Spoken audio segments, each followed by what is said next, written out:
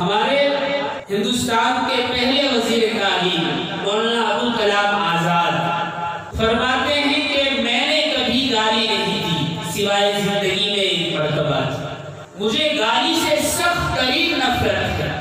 فرماتے ہیں کہ میں چھوٹا سا تھا، ابھی میں نے مکتب میں بھی داخلہ نہیں لیا تھا، باہر گلی میں بچوں کو کھیلتا ہوا دیکھا اور میں نے ان سے گالی سنی تو مجھے یاد ہو گئی، تو گھر میں ملازم سے جو گھر کا نوکر تھا اس سے کسی بات پر انبن ہوئی تو میں نے اسے گالی دی۔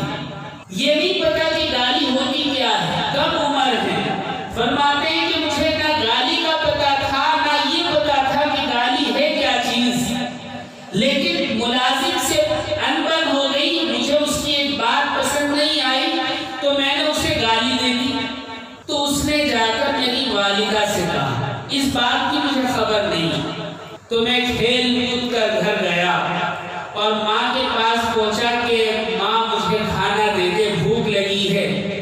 تو ماں نے کہا کہ بیٹا تم مجھ سے دور ہو جاؤ۔ کہا کہ کیوں؟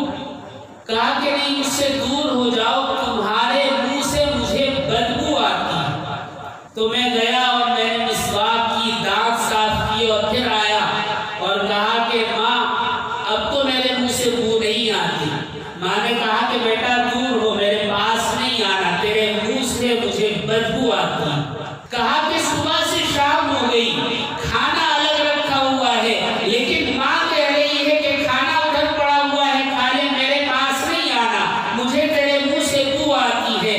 صبح سے شام ہو گئی، میری سمجھ میں نہیں آیا کہ ماں مجھے پاس کیوں نہیں بلاتی، یہاں تک کہ میں رونے لگا اور میں نے کہا کہ ماں مجھ سے کیا غلطی ہو گئی، میں نے ایسا کیا کھا لیا کہ آپ مجھے پاس نہیں لگاتی، مجھے کہتی ہیں کہ تیرے منہ سے بو آتی ہے، مجھ سے دور ہو جا، آپ تو مجھے اتنا پیار کرتی ہیں، آخر وجہ کیا ہے آپ مجھے بتائیں۔ تو ماں نے کہا کہ بیٹا تو نے کچھ کھایا نہیں ہے، مجھے ایسا لگتا ہے کہ تو نے گالی دی ہے جس کی بو مجھے آ رہی ہے۔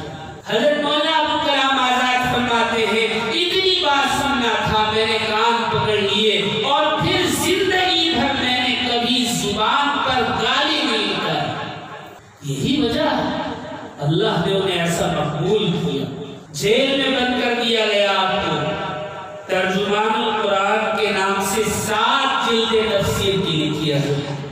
جب زبان پر کنٹرول ہوتا ہے، زبان پر قابو ہوتا ہے، ہم اپنی اصلاح کرتے ہیں، اپنے بچوں کی اصلاح کرتے ہیں، تو